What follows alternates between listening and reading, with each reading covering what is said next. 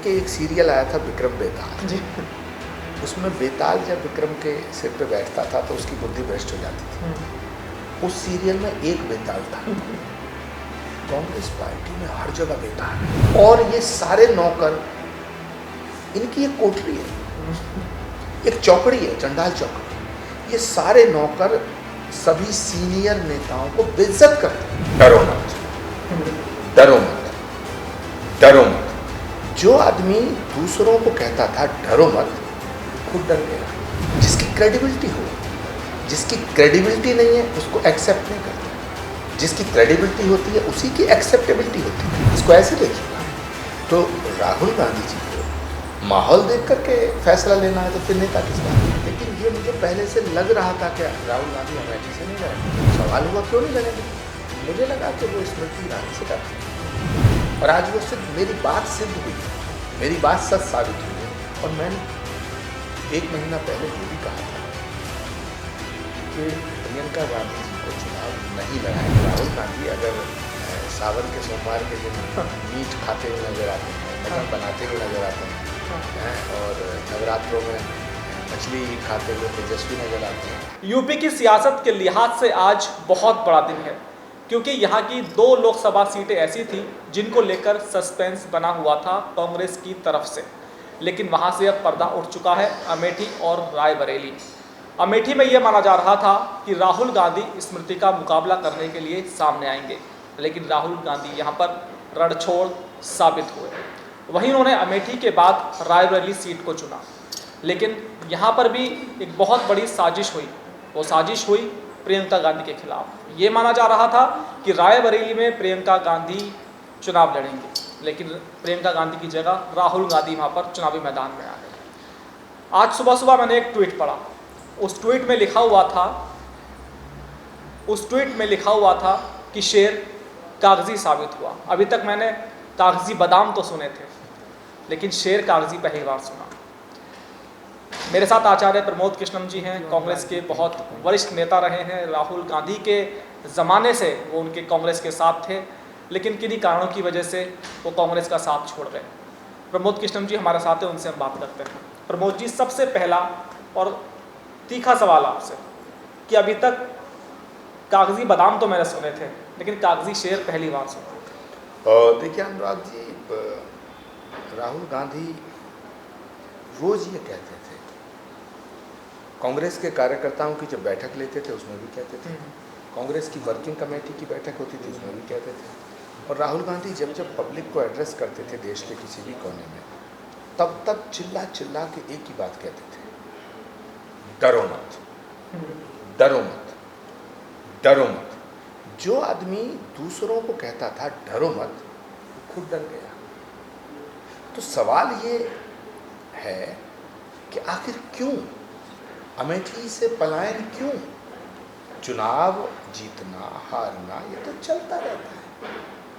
आपको अमेठी की जनता ने इतना प्यार दिया, आपके परिवार को इतना प्यार दिया। अमेठी के लोग कह रहे थे कि राहुल भैया आओ, आप यहाँ हमारे साथ रहो। लेकिन राहुल गांधी का ये फैसला निश्चित रूप से उनकी क्रेडिबिलिटी पर एक बहुत बड़ा सवालिया निशान है। और देश की जनता एक क्रेडिबल लीडर चाहती है, जिसकी क्रेडिबिलिटी हो। जिसकी क्रेडिबिलिटी नहीं है उसको एक्सेप्ट नहीं करता है। जिसकी क्रेडिबिलिटी होती है उसी की एक्सेप्टेबिलिटी होती है। तो राहुल गांधी जी का जो आज का ये फैसला है, अमेठी छोड़ने का जो फैसला है, ये कांग्रेस के ताबूत में आखिरी कील ठोकने जैसा है। ये बहुत गलत फैसला है, ये दुर्भाग्यपूर्ण है। Most unfortunate decision for Congress party. Acharya ji, मेरा सवाल आपसे ये है कि युद्ध नीति हो या राजनीति हो, आदमी को वहीं जाना चाहिए जहां उसको जीत की संभावना नजर आती है। मेरी इस बात से कितना इत्तेफाक रखते हैं? जहां आपको लग रहा है कि दुश्मन आपका गला काट लेगा, भला उस युद्ध में जाना ही क्यों? देखिए, ये तो आम आदमी की सोच होती है, आम नेता की सोच होती है। लेकिन जो पार्टी को लीड करना चाहता, जो देश का प्रधानमंत्री बनना चाहता, आप याद करिए 2014 का चुनाव, जब नरेंद्र मोदी जी को प्राइम मिनिस्टर का कैंडिडेट बनाया गया तो चुनाव लड़ने की बात आई तो उन्हें तो गुजरात से ही चुनाव लड़ना चाहिए था। लेकिन जब प्रस्ताव गया कि नहीं आप उत्तर प्रदेश कहाँ, गुजरात कहाँ, आचार्य जी माहौल वाराणसी कहाँ? आचार्य जी माहौल बहुत मुफीद था उनके लिए, देश चेंज की तरफ बढ़ रहा था। लेकिन कांग्रेस के लिहाज से आप देखिए ना कि कांग्रेस को अपनी कांग्रेस बचानी भारी पड़ रही है, कांग्रेस के बड़े बड़े जो महारथी हैं वो भाजपा जा रहे हैं, तो माहौल कांग्रेस की मुफीद नहीं है। तो इसलिए राहुल गांधी ने सोचा होगा कि भाई मैं अमेठी से हार जाऊंगा, तो उन्होंने रायबरेली चुन लिया। तो इसमें गलत क्या है? नहीं, मुझे नहीं लगता कि जब नरेंद्र मोदी ने ये फैसला किया कि वो वाराणसी से चुनाव लड़ेंगे तो माहौल उनके पक्ष में था।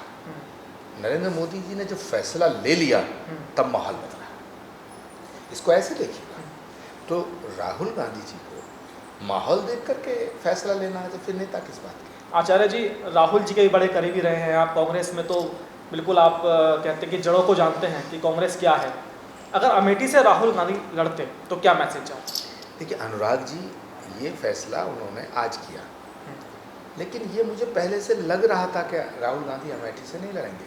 मैंने कई बार इंटरव्यू में ये बात कही, मैंने कई टेलीविजन चैनल पे ये बात कही थी कि मुझे नहीं लगता कि राहुल गांधी अमेठी लड़ेंगे। तो मुझसे सवाल हुआ अपना क्यों नहीं कॉन्फिडेंस लड़ेंगे? लूज कर चुके थे वो। नहीं, सवाल हुआ क्यों नहीं लड़ेंगे, तो मुझे लगा कि वो स्मृति ईरानी से डरते हैं। और आज वो सिद्ध, मेरी बात सिद्ध हुई है, मेरी बात सच साबित हुई है। और मैंने 1 महीना पहले ये भी कहा था कि प्रियंका गांधी जी को चुनाव नहीं लड़ाया जाए। आचार्य जी प्रियंका जी के बारे में बाद में बात करेंगे, लेकिन मेरा सवाल यह है कि राहुल गांधी का लड़ते तो क्या हालात होते हैं वहाँ पर? देखिए क्या हालात होते क्या नहीं होते ये अमेठी की जनता को फैसला करे। अमेठी सीट अभी फिलहाल कांग्रेस लूज कर रही है। नहीं, मुझे नहीं लग रहा है कि अमेठी में अब चुनाव होगा। अच्छा, राहुल लड़ते तो चुनाव होता? हाँ, राहुल लड़ते तो जरूर जीतने की संभावनाएं होती वहाँ पर? जीत हार जो भी होता, लेकिन राहुल गांधी अमेठी चुनाव लड़ते तो वाकई चुनाव होता। अब चुनाव आप राहुल गांधी को वहाँ से लड़वाना चाह रहे थे, बीजेपी आपने ज्वाइन नहीं की है, तो कहीं आप ये तो नहीं सोच रहे थे कि भाई स्मृति वहाँ पर चुनाव हार जाए, इसलिए राहुल गांधी को लड़वाना चाह रहे थे वहाँ पर आप? मेरा मकसद ये बिल्कुल नहीं है कि स्मृति ईरानी चुनाव हार जाए। जब आपने कांग्रेस छोड़ दी तो क्या मतलब आचार्य जी की राहुल कहीं से भी चुनाव लड़े? कांग्रेस क्यों आप राहुल गांधी की इतनी चिंता कर रहे हैं? अनुराग, कांग्रेस छोड़िए, देश थोड़ी छोड़ा है। हाँ। आप क्या चाहते हो? मैं देश में जो नहीं, मेरा सवाल ये है कि भाई राहुल जो करे करें, लेकिन जब उन्होंने चुन लिया रायबरेली से लड़ रहे हैं तो ये आपके लिए तो अच्छी बात है ना? नहीं, राहुल गांधी अगर सावन के सोमवार के दिन मीट खाते हुए नजर आते हैं, मटन बनाते हुए नजर आते हैं, और नवरात्रों में मछली खाते हुए तेजस्वी नजर आते हैं, तो जब पब्लिक डोमेन में ये बातें आती हैं तो देश में आप व्यक्तिगत रूप से कुछ भी करें अपने घर में, हमें क्या मतलब, लेकिन जब आप पब्लिक डोमेन में जाते हैं तो उस पर तो टिप्पणी करनी पड़ती है, उसमें राय जाहिर करनी पड़ती है। जितना देश मेरा उतना राहुल गांधी का, जितना देश राहुल गांधी का उतना मेरा। तो सवाल इस बात का है कि राहुल गांधी पार्टी को एक कहाँ ले जाना चाहते हैं। आप अगर आपका सेनापति भाग जाए, आपने अभी कहा ना रण छोड़, आप सेनापति भाग जाए, अमेठी लड़ने में और रायबरेली लड़ने में अंतर क्या है? अमेठी आपके परिवार की विरासत है, तो आपको अमेठी लड़ना चाहिए था। और जब जहाँ से आप चुनाव हारे तो आपको तो वहाँ कहना चाहिए था कि देखिए अमेठी की जनता, अमेठी के भाई बहन, मुझे आपने चुनाव हराया, मुझे आपने वोट नहीं दिया, मैं फिर भी आपके बीच में आया।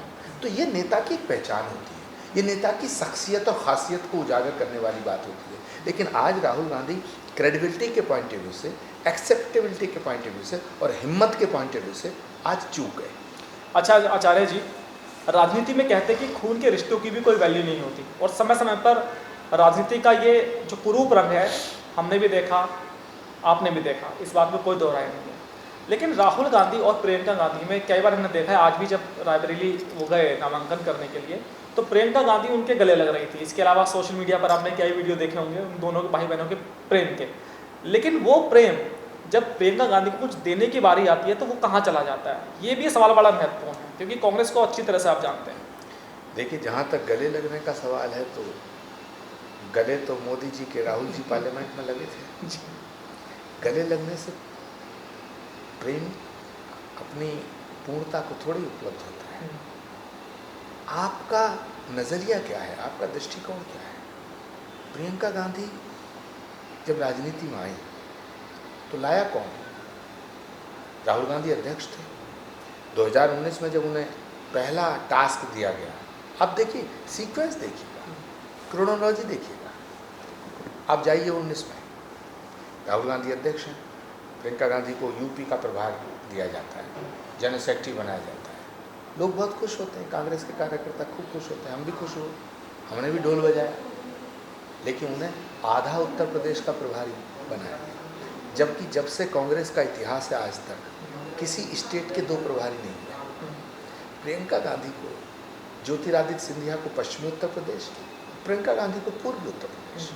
उसके बाद ये सवाल उठा कि भाई ये तो प्रियंका गांधी के कद को छोटा करना है, लेकिन प्रियंका गांधी बहुत सहनशील है, वो काम करती रही। उसके बाद जब राहुल गांधी जी ने 19 के चुनाव के बाद इस्तीफा दिया तो उन्होंने क्या कहा, अब मैं अध्यक्ष नहीं बनूंगा, लेकिन उन्होंने साथ में ये भी कहा कि मेरी बहन भी नहीं बनेगी। भाई आप बहन के बारे में फैसला करने वाले कौन हैं? पहली बात, हमारे यहाँ जब बेटियाँ कुंवारी होती हैं तो उनके बारे में फैसला हम लोग लेते हैं, ये भारत की परंपरा है। लेकिन राहुल गांधी ने दरअसल कहा था ना कि कांग्रेस के ऊपर आचार्य जी परिवारवाद के आरोप लगते थे, ये कहते थे कि कांग्रेस परिवार से बाहर निकल कर नहीं जा रही है, तो इसलिए उन्होंने सोचा होगा कि भाई मेरी बहन प्रियंका कांग्रेस की अध्यक्ष नहीं बनेगी। अच्छा, परिवार वाले पद नहीं लेंगे, परिवार के नौकर पद लेंगे। ये परिवारवाद से आपका इशारा केएल शर्मा की तरफ है क्या? पता नहीं किसकी तरफ है, लेकिन परिवार के जो नौकर हैं वो कांग्रेस चलाएंगे, नेता कांग्रेस नहीं चलाएंगे। नहीं, अगर नहीं, पहली बात तो मुझे नहीं पता आप नौकर किसे कह रहे हैं, लेकिन अगर मान लीजिए कि अपने नौकर को कांग्रेस प्राथमिकता दे रही है तो ये तो बड़ा दिल है कांग्रेस का। ये तो अनुराग, एक तरफ आप कहते हैं कि कांग्रेस को परिवार खा रहा है, दूसरी तरफ कांग्रेस अपने नौकरों को अगर चुनाव लड़ा रही है, आपके अकॉर्डिंग मेरे हिसाब से कोई नौकर नहीं है चाह रहे जी। देश की जनता नेता चाहती है, हाँ। नौकर नहीं चाहती। मैं नहीं कह रहा हूँ तो मल्लिकार्जुन देश की जनता खड़गे नेता नहीं है क्या? नहीं, देश की जनता नहीं, मल्लिकार्जुन खड़गे क्या है ये मुझसे ज़्यादा आप जानते हैं। मैं वही तो पूछना चाह रहा हूँ आपसे आचार्य जी। ये आप भी जानते हैं मल्लिकार्जुन खड़गे जी क्या हैं, मैं उनसे कई बार मिला। जब मैंने उनसे कहा कि ये ऐसा गलत हो रहा है तो वो कहते थे भाई ये तो उनसे बात करो, परिवार से बात करो। जब मैं कहता था ऐसा होना चाहिए, कहते थे वो जो कहेंगे मैं कर दूंगा, इसके अलावा और ज़्यादा कहना मेरे लिए। अच्छा आचार्य जी, मैंने देखा कि कांग्रेस में रहकर आपने खूब विद्रोह किया और आप हमेशा प्रियंका जी के हक की लड़ाई आप लड़ते रहे। आपने चाहा कि प्रियंका को वो वजूद मिलना चाहिए कांग्रेस में जिसके लिए वो फिट बैठती हैं, लेकिन उनको क्या लगता है कि राहुल का कैंप प्रियंका के खिलाफ लड़ाई लड़ता रहा, ये सच है क्या? देखिए अनुराग जी, प्रियंका गांधी के खिलाफ पार्टी में भी साजिश हुई और परिवार में भी साजिश हुई। प्रियंका गांधी एक बहुत बड़ी साजिश का शिकार हुई। प्रियंका गांधी जब पार्टी ज्वाइन करती हैं, पॉलिटिक्स में आती हैं, तब उनके खिलाफ साजिश हुई, उन्हें आधे प्रदेश का प्रभार दिया गया। उसके बाद जब कांग्रेस की अध्यक्षता की बात आई, जब राहुल जी ने इस्तीफा दिया तो लोगों ने मांग की कि प्रियंका गांधी एक पॉपुलर चेहरा है, मैं भी उनमें से एक। मैंने कहा कि प्रियंका गांधी जी को कांग्रेस की कमान सौंप देनी चाहिए, उन्हें नहीं सौंपी गई। उसके बाद मांग उठी कि प्रियंका गांधी को वर्किंग प्रेसिडेंट बना देना चाहिए, नहीं बनाया गया। उसके बाद ये बात आई कि प्रियंका गांधी को उपाध्यक्ष बना दिया जाए, और प्रियंका गांधी अगर उपाध्यक्ष रहेंगी तो पूरे देश को देखेंगी। और जो कांग्रेस का कार्यकर्ता गांधी परिवार से जुड़ा है, कांग्रेस की मूल विचारधाराओं से जुड़ा है, उन्हें प्रियंका जी से मिल करके एक अच्छी अनुभूति होगी, उसमें जोश आएगा। प्रियंका गांधी को उपाध्यक्ष भी नहीं बनाया गया। हद तो तब हो गई अनुराग जी, जब राज्यसभा देने की बात आई तो प्रियंका गांधी जी को राज्यसभा नहीं भेजा गया, और प्रियंका गांधी को काटने के लिए, संसद से दूर रखने के लिए सोनिया जी को राज्यसभा भेजा गया। उसके बाद जब ये फैसले हो गए तो फिर ऑल इंडिया कांग्रेस कमेटी के महामंत्रियों की एक लिस्ट जारी होती है। किसी भी महामंत्री के आगे ये नहीं लिखा हुआ है कि जनरल सेक्रेटरी विदाउट पोर्टफोलियो, ये सिर्फ प्रियंका गांधी जी के आगे लिखा गया। ये बिना राहुल गांधी जी की शय के नहीं हो सकता था। अच्छा, हर एक जनरल सेक्रेटरी को टास्क दिया गया, किसी को किसी प्रदेश का इंचार्ज बनाया गया, किसी को किसी स्टेट का इंचार्ज बनाया गया, किसी को फ्रंटल ऑर्गेनाइजेशन का इंचार्ज बनाया गया, किसी को कुछ किसी का की जिम्मेदारी दी गई। प्रियंका गांधी इतना पॉपुलर चेहरा, उन्हें महामंत्री विदाउट पोर्टफोलियो, यानी उनकी कोई जिम्मेदारी नहीं है, और इसी वजह से प्रियंका जी नाराज हुई और वो महीनों के लिए देश से बाहर गई। अब सवाल इसका है कि हमारे यहाँ तो बेटियों को बड़ा सम्मान दिया जाता है, बेटियों के खिलाफ साजिश थोड़ी की जाती है। तो एक महीना पहले जब मेरा एक इंटरव्यू हुआ, मैंने चैनल को कहा था, जब ये बात चल रही थी कि प्रियंका गांधी को रायबरेली से चुनाव लड़ाना तय हो चुका है, तो मुझसे सवाल किया गया, तो मेरा इंटरव्यू रिकॉर्ड पे है, मैंने कई चैनल को बाइट भी दी थी, मैंने ट्वीट भी किया कि मैंने कहा प्रियंका गांधी को चुनाव नहीं लड़ाया जाएगा। क्यों नहीं लड़ाया जाएगा? क्योंकि राहुल गांधी जी और उनका कैंप नहीं चाहता है कि प्रियंका गांधी संसद पहुंचे। उनका कैंप नहीं चाहता, उनका कैंप तो ये चाहता है प्रियंका गांधी राजनीति छोड़ के घर में रोटी बनाए। लेकिन आचार्य जी, आपको लगता नहीं कि प्रियंका गांधी भी राजनीति में सिर्फ पिकनिक के तौर पे आती हैं? जब चुनाव होते हैं तो प्रियंका नज़र आती हैं। अगर आप कहें कि रायबरेली अमेठी में अगर राहुल गांधी नहीं जाते तो प्रियंका कितनी बार जाती हैं, आप बताइए। लेकिन मुझे लगता है स्मृति ईरानी का वो दौर देखा जब वो वहाँ से चुनाव हारी, तो हारने के बावजूद वो चुनावी मैदान में डटी रही, लोगों के बीच में हो गई, चुनाव ऐसे ही स्मृति ईरानी नहीं जीती।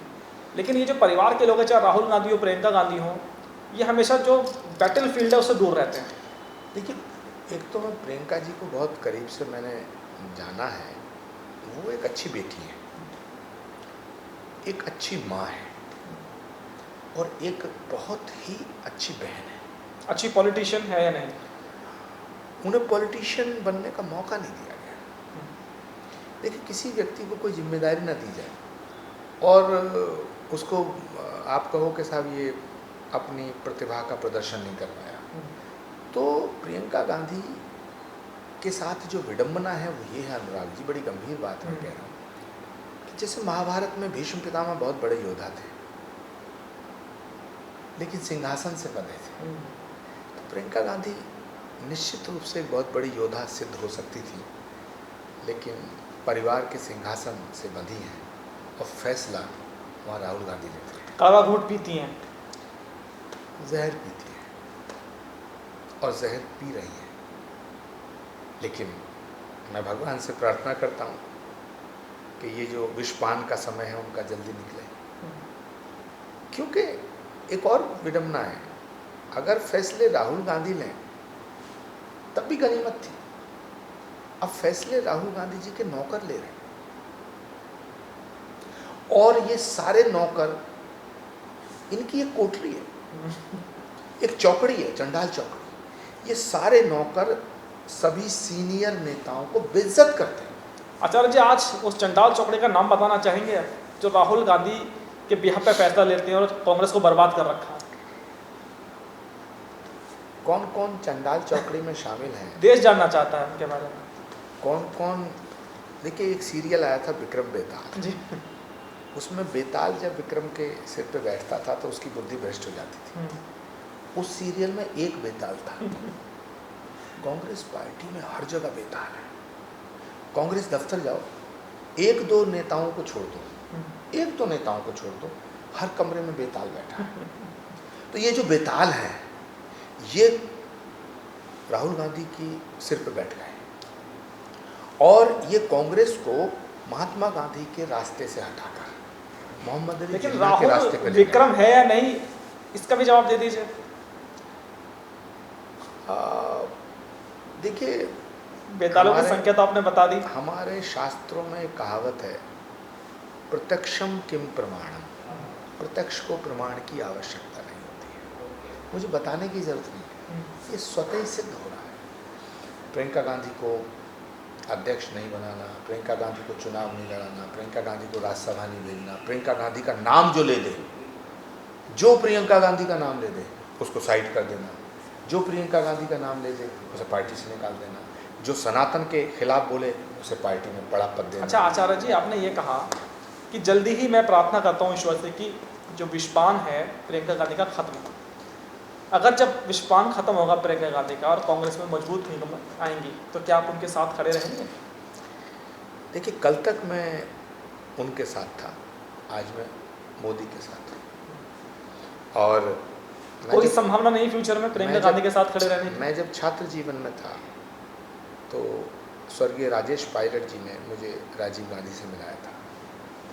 मैंने राजीव गांधी जी को वचन दिया था छात्र जीवन में, 17-18 साल के थे, 17-18 साल, 38-40 साल पुरानी बात है, हम 11वीं-12वीं में पढ़ते थे, तब हम राजीव गांधी जी से मिले।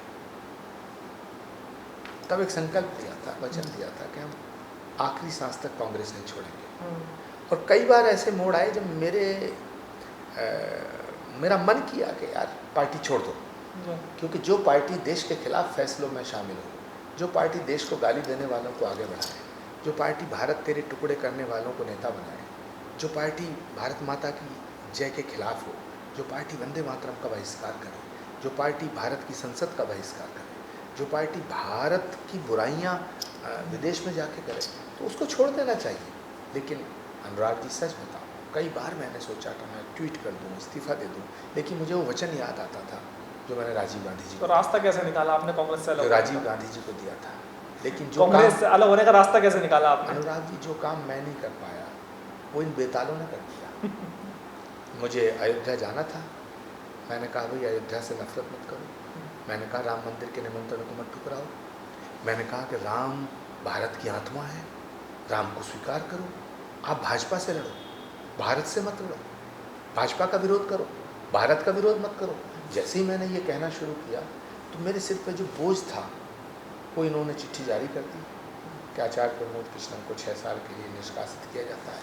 मैं बड़ा कृतज्ञ हूँ, मैं बड़ा आभारी हूँ केसी वेणुगोपाल का, मैं आभारी हूँ जयराम रमेश का, मैं आभारी हूँ राहुल गांधी जी की चंडाल चौकड़ी का कि इन्होंने जिस बोझ को मैं उतारना चाहता। अच्छा आचार्य जी, वो वचन आप मोदी जी को दे चुके हैं, मोदी जी को वो वचन आप मोदी जी को दे चुके हैं जो राजीव गांधी को दिया था आपने? देखिए, मोदी जी को वचन देने की ज़रूरत नहीं है। नरेंद्र मोदी इस देश में एक ऐसे पॉलिटिशियन है, इकलौते ऐसे नेता हैं। भारत में और भी कई प्रधानमंत्री हुए जिन्होंने बहुत अच्छे काम किए और हर प्रधानमंत्री अपने हिसाब से अच्छे काम कर रहा है, लेकिन नरेंद्र मोदी ने जो किया है वो किसी ने नहीं किया। 1000 साल भारत गुलाम रहा, 800 साल इस देश पे मुगलों ने हुकूमत की, 200 साल अंग्रेज़ों ने हुकूमत की। तो जो हमारा आत्म स्वाभिमान था, जो हमारा प्राइड था, वो दब गया था। नरेंद्र मोदी ने भारत के गौरव को शिखर पे ले जाने का काम किया। अभी मैं 2-3 दिन से दुबई गया, आबू धाबी में मंदिर देखने गया। जिस भूमि पर गल्फ की कंट्री में, सऊदी अरब में 1000 साल पहले चुन चुनकर मंदिर तोड़े गए, चुन चुनकर मंदिर हटाए गए, वहाँ आबू धाबी के अंदर यूएई में भगवान स्वामीनारायण का भव्य मंदिर का निर्माण हुआ। मैं उस मंदिर में गया। नरेंद्र मोदी ना होते देश के प्रधानमंत्री, अगर देश के प्रधानमंत्री नरेंद्र मोदी ना होते तो ना राम मंदिर बन पाता, ना आबू धाबी में ये स्वामीनारायण का मंदिर बन पाता, और ना श्री कल्की धाम का शिलान्यास हो पाता। 18 साल तक आप भी संघर्ष करते रहे आचार्य जी। बिल्कुल, 18 साल में आप मंदिर की नींव नहीं खोद पाए। कल्की धाम को बनाने के लिए 18 वर्ष संघर्ष किया मैंने, और 18 वर्ष बाद ये सौभाग्य का पल तब आया जब देश का प्रधानमंत्री कल्की धाम का शिलान्यास करने आया। तो सवाल इस बात का है कि रोटी, कपड़ा, मकान, महंगाई, बेरोजगारी, ये मुद्दे हैं, इन पर बात होनी चाहिए। लेकिन क्या भारत का स्वाभिमान मुद्दा नहीं? क्या भारत के गौरव को जिसने गौरवान्वित किया हो उस प्रधानमंत्री की सराहना नहीं होनी चाहिए? आज फख्र से हमारा सीना चौड़ा होता है जब विदेश में जाते हैं। क्या भारत का स्वाभिमान मुद्दा नहीं होना चाहिए? आचार्य जी, अंत में 2 सवाल आपसे लूँगा मैं। क्या अनुराग ठाकुर जी से मेरी बात हो रही थी, तो मैंने उनसे कहा कि भाई आप लोग भगवान राम के चरणों में जाते हैं लेकिन कांग्रेस ही नहीं जाते, तो उन्होंने कहा कि इनको चादर चढ़ाने से फुर्सत मिले तो ये राम मंदिर जाए। तो क्या चादर चढ़ाना भी गलत है? देखिए, ये अपने अपने विश्वास और अपने अपने अकीदे का सवाल है। मैं कहता हूँ क्योंकि ये सवाल मैं इसलिए पूछ रहा हूँ क्योंकि मुस्लिमों में भी बहुत बड़ी आपकी फॉलोशिप है, और जो बड़े बड़े मौलाना जो कुरान के बारे में नहीं जानते, मुस्लिम धर्म के बारे में नहीं जानते, वो आप जानते हैं। देखिए, ये आस्था का विषय है। यदि किसी की आस्था है तो मंदिर जाए, लेकिन अपने सनातन को नहीं भूलना चाहिए। अगर किसी को चादर चढ़ाने में अच्छा लगता तो बिल्कुल चादर चढ़ाई जाए। चादर चढ़ाने में क्या बुराई है भाई? ये तो अकीदे का मामला है। लेकिन आप चादर चढ़ाएं और सनातन को मिटाने की बात करें, इसका समर्थन नहीं किया जा सकता है। सियासत और सत्ता छोटी है अनुराग जी, सनातन बड़ा है। बीजेपी और कांग्रेस का सवाल नहीं है, देश का सवाल है, और देश बड़ा है। ये देश वो देश है, महाराणा प्रताप का देश है, जिसने घास की रोटी खाना स्वीकार किया, लेकिन अकबर के सामने सिर झुकाना स्वीकार नहीं किया। ये छत्रपति शिवाजी महाराज का देश है, जिन्होंने अपना सर्वस्व नछावर कर दिया लेकिन औरंगजेब के सामने सजदा नहीं किया। ये गुरु गोविंद सिंह जी महाराज का देश है, जिन्होंने अपने बच्चों को दीवार में चुनते हुए देखा, जिनके बच्चों को दीवार में चुनवा दिया गया, लेकिन सनातन पर समझौता नहीं किया। ये वो देश है, ये वीर अब्दुल हमीद का, भगत सिंह का, सुभाष चंद्र बोस का, महात्मा गांधी का देश है, ये अशफाकुल्ला का देश है। ये देश 140 करोड़ का देश है। और नरेंद्र मोदी कभी नहीं कहते कि मैं हिंदुओं का प्रधानमंत्री हूँ। नरेंद्र मोदी ने कभी नहीं कहा कि मैं सिर्फ एक वर्ग का प्रधानमंत्री हूँ। नरेंद्र मोदी दलितों के, शोषितों के, पीड़ितों के, वंचितों के, गरीबों के प्रधानमंत्री हैं। इस देश की 140 करोड़ जनता को फक्र होना चाहिए कि हमारे पास मोदी है, अच्छा, जिसने भारत के गौरव को विश्व के पटल पर रखा है। आचार्य जी का आखिरी सवाल, पाकिस्तान से आवाज़ आती है, वहाँ के एक पूर्व मंत्री कहते हैं राहुल गांधी बहुत बेहतर नेता है, उनको देश का पीएम बनना चाहिए इंडिया का। जो भारत को गाली देगा, भारत माता की जय का विरोध करेगा, भारत के टुकड़े करने वालों को ओहदा देगा, उसकी तारीफ पाकिस्तान ना करेगा तो कौन करेगा? ये तो बट नेचुरल है।